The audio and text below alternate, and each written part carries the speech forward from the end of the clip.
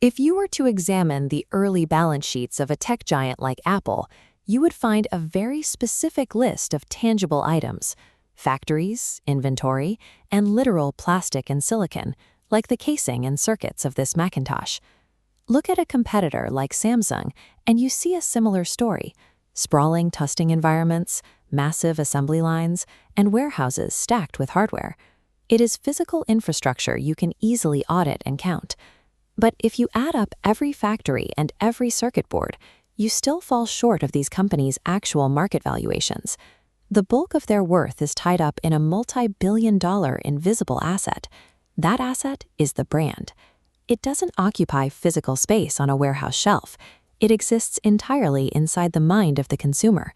It is a psychological promise delivered by the company. Because it is an emotional asset, executives sometimes attempt to manage it using their own intuition. Betting billions of dollars on a corporate gut feeling is a highly effective way to watch a company collapse. To survive, corporations rely on a specialized discipline.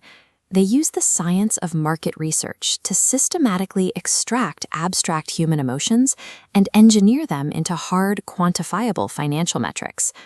When a new product is born, it enters a remarkably hostile environment. A standard store aisle is a massive wall of visual noise, packed with thousands of competing messages constantly demanding attention.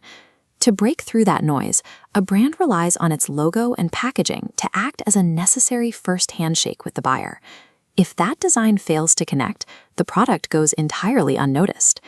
Companies test these designs before launch, but they frequently make a severe methodological error. Asking a consumer to look at 3 different logos side by side introduces comparative bias. The buyer judges the designs against each other, rather than evaluating how they actually feel about one specific look. Market researchers solve this using monadic testing. Instead of a lineup, the consumer is shown a single, isolated design option and asked to evaluate it on its own. This removes the artificial comparison and perfectly replicates how a buyer encounters a brand in the real world, one at a time. It ensures the data predicting that design success is statistically valid. Once a visual identity is successfully deployed, the company maps the customer's journey through a continuous diagnostic tracking system to monitor ongoing health. This diagram shows the brand funnel. It starts at the very top with total awareness. This metric captures everyone who thinks of the brand spontaneously, combined with those who recognize it when prompted. Awareness alone does not guarantee revenue.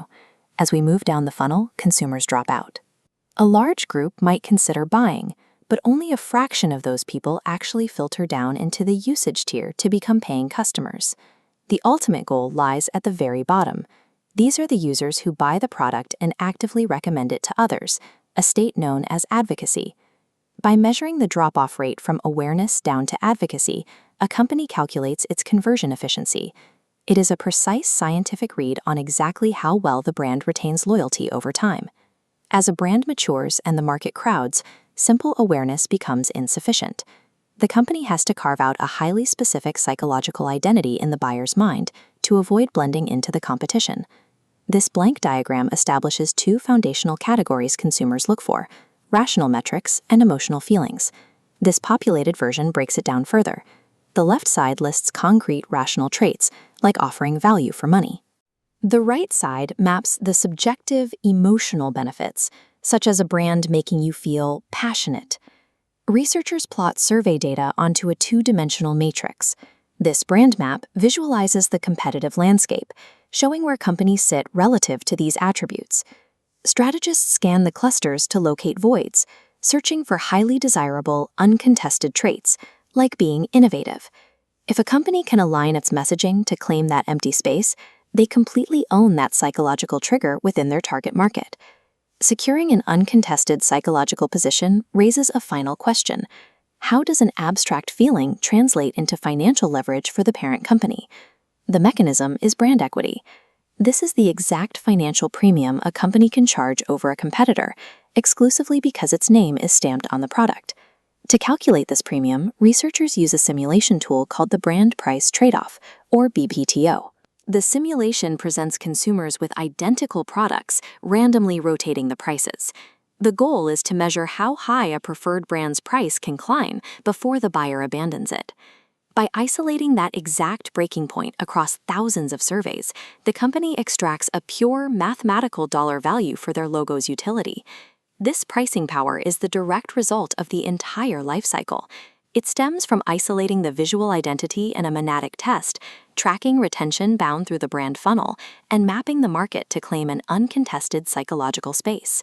A dominant brand is not a piece of art or a lucky guess. It is a precise financial asset engineered from start to finish